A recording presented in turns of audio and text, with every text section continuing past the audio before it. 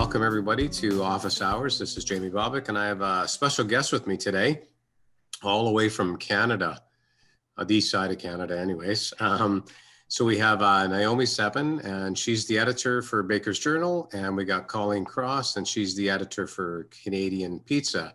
So if you could, spend a few minutes just talking about yourself, what you do, and what you bring to the table. And Naomi. Oh, okay. So I wasn't sure. I didn't want to Yeah. step over Colleen. Well, I'm the editor for Baker's Journal. That's Canada's oldest family-run baking trade industry magazine. And I've been editing for about 3 years now. And Colleen was a tremendous help in the industry, just showing me the ropes and introducing me to Annex.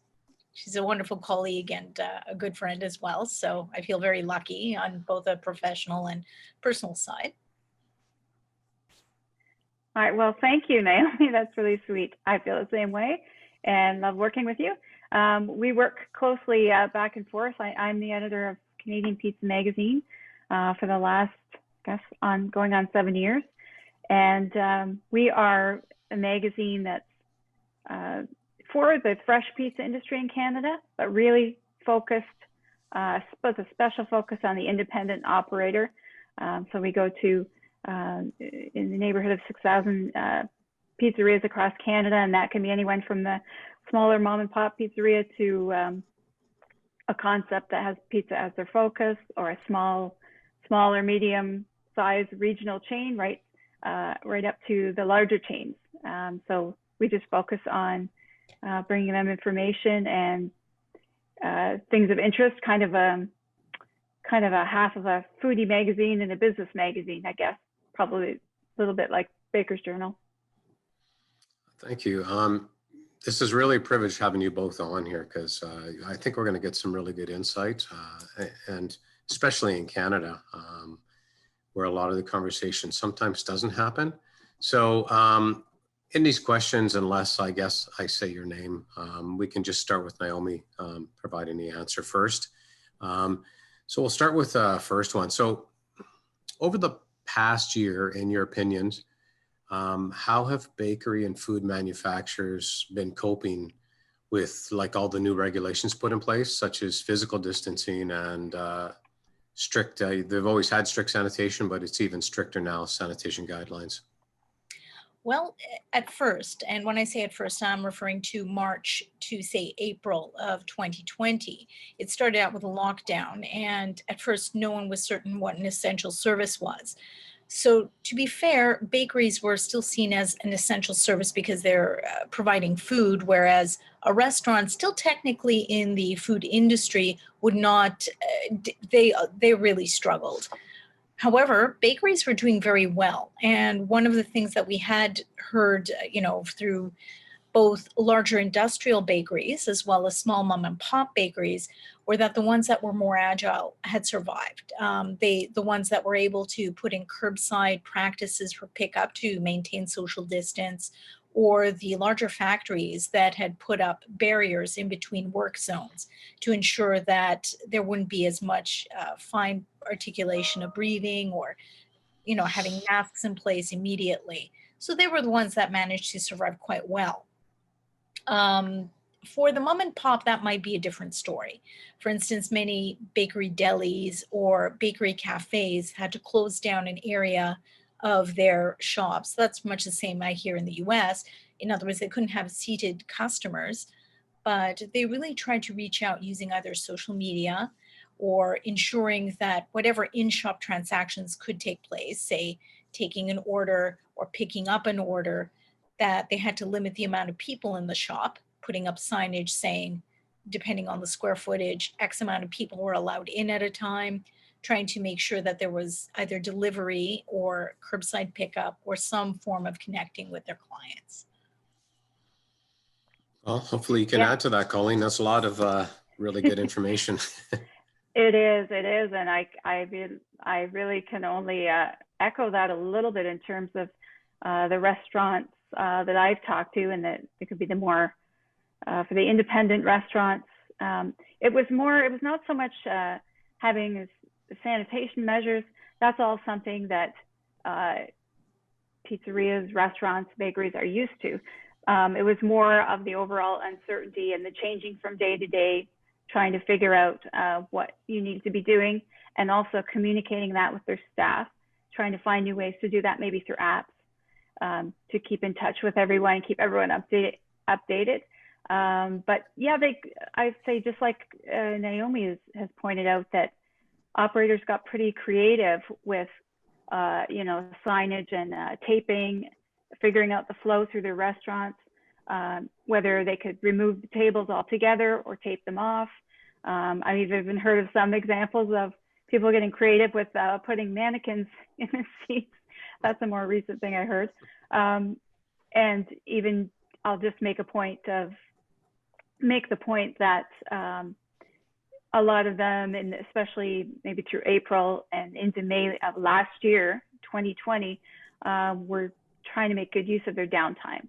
So if they did renos and or the deep cleaning that they would usually do every spring, that was a chance to do that. But yeah, I think it was just responding by the minute to all the changes that were happening.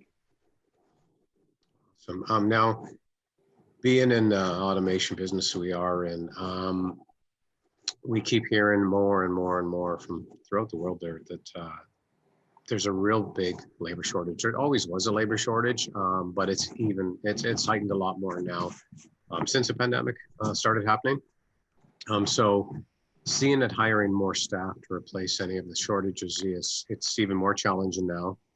What do you hear or see that a solution or part of the solution for keeping production in these plants running at optimum capacity? Are you hearing anything from some of the manufacturers out there? If I could jump in, I have heard a little bit, for instance, depending on the space of the bakery floor or the ethos of a bakery and their budget, some do turn to the use of machinery. For instance, with the advantage of, say, having a device that would do the piping or do any repeated dump and lifting, that would reduce a lot of humans, and the risk of contamination in the space. It has the advantage, of course, of not worrying about not just contamination, but worrying about issues like social distancing as well. And schedules can be made. A machine might not call in sick at the last moment. A machine can, assuming it's working correctly, could work longer hours and longer stretches. And a lot of them had considered using more machinery if their budget allows for it, considering part of the issue that they are worried about, aside from space in their bakery floor, their factory floor, was really, once the pandemic lifts, what's left in our budget for us. What do you hear, Colleen? Yeah, well, it's sort of a different audience that I'll speak to, but I would say that cost is the biggest, obviously the biggest obstacle in automating. For the smaller pizzerias, I would say it's not so much, I can just back up and say that before the pandemic started, staffing was by far the #1 issue, and that was talked about. And then there was a bit of a, refocusing. And then now again, as you've pointed out, it's a huge issue again. I don't see too many operators of the smaller persuasion looking to get into automation necessarily, just because of the costs that could be involved or that are perceived to be involved. And just, I think the things I've seen are more pizzerias interested in that maybe didn't look at conveyor ovens, for example, and may have just had a wood fired or something. They're looking at different types of ovens. That is sort of a very time efficient type of an oven, as an example. And they're seeing that they can make really great products using those and other types of automation. I guess it would be on a smaller scale, nothing to the level of, say, Zoom Pizza was doing in California, over the last few years, which has been really interesting to watch, the pizza robotics. I've seen a few products come on the market in the nature of like dough stretchers, and that's always been something that some pizzerias, especially if they're going to scale up, would look at using. I've seen it's like an automated stretcher. I've seen different models of that. And I would just say that some of the pizzerias who are looking to have 2 and 3 locations, or maybe have a couple, they have looked at centralizing and having a central commissary or ghost kitchen, if you will, however you want to put it, or just having one of their stores be the central commissary. So that's, I guess it would be, what's the level of where you see a return on investment in some of this equipment that would be needed, and that you might at that level. So we're going to stick with you, Colleen. We're talking about pizza automation, and you pointed out some of the robotics that's happening, and there's some really interesting ideas out there. Ghost kitchens, of course, right into fast food restaurants as well, where robotics are kind of operating in the back end. So with pizza, the numbers that I see and what I hear is it just keeps growing. And, I know of one pizza manufacturer in Quebec that just couldn't keep up. No matter they're kept up and adding automation, and the demand was so high during this time. Do you see that there's like an urgency for pizza manufacturers to incorporate more automation, after this going forward, or even now?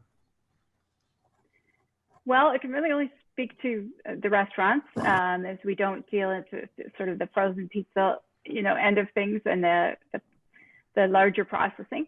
But it's very true that a certain number and level of pizzerias are in some ways busier than ever. The ones for whom delivery was always part of their way of operating, the delivery and takeout and curbside. And of course, as I'm sure you've seen in the States as well, that the sit-down restaurants they've had more of a struggle, where that was part of their proposition, to have people come in and enjoy a meal away from home. So I think some of the pizzerias that have seen how well they're doing and have done well, and we did a survey back in January and found that there were quite a number of people opening a pizzeria during the pandemic as well. So clearly they're seeing that there's demand.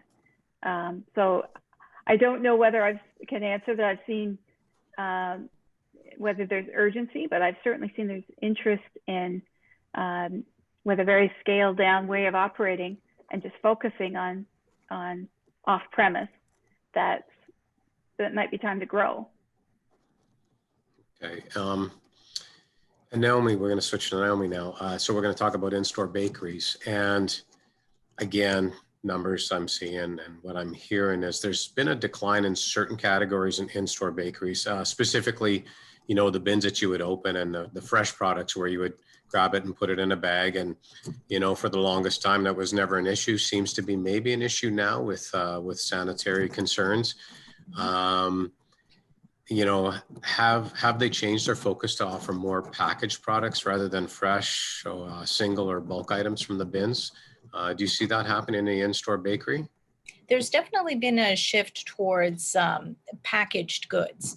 For instance, it's not that people don't want to, say, choose their own cookies or arrangement of rolls, but due to certain constraints for not just hygiene and making sure that everyone in the bakery backroom is safe, a lot of what both in-store and I'd say factory, as well as some smaller bakeries are doing, is offering prepackaged selection. So you would, instead of say, grab a bag and say put 6 buns, or grab a box and grab a dozen cookies, you would have a situation where you would go into the shop or go online and order a pre-selected I would like a dozen chocolate chip cookies. I would like 6 buns.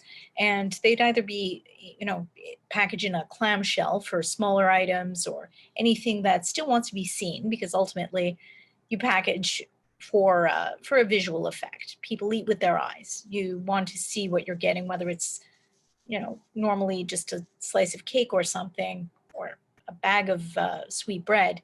You want to see it. So there has been reach for more clamshell boxes, bags, anything that can be packaged safely without human interaction and then sold. So have you heard, we're going to touch on commissaries. Have you heard about commissaries becoming bigger, central commissaries, and, maybe incorporating more automation there? Or do you hear anything about central commissaries? Have they been affected? To some degree they had, and not really, because unfortunately with bakeries they're still, or fortunately I should say, bakeries are still very active. So, but there has been a move towards more automation. Ultimately it comes down to an issue of staffing. People would like to have somebody or something that can package quickly, reliably, and without much human interference. In other words, no human hands, worries about, say, breathing on it. I think a lot of shops are concerned if you see a clerk that doesn't have their mask on or has it somewhere around their chin, people are a little uneasy. But if you see, that there's a machine that's ultimately packaging it, you're fine.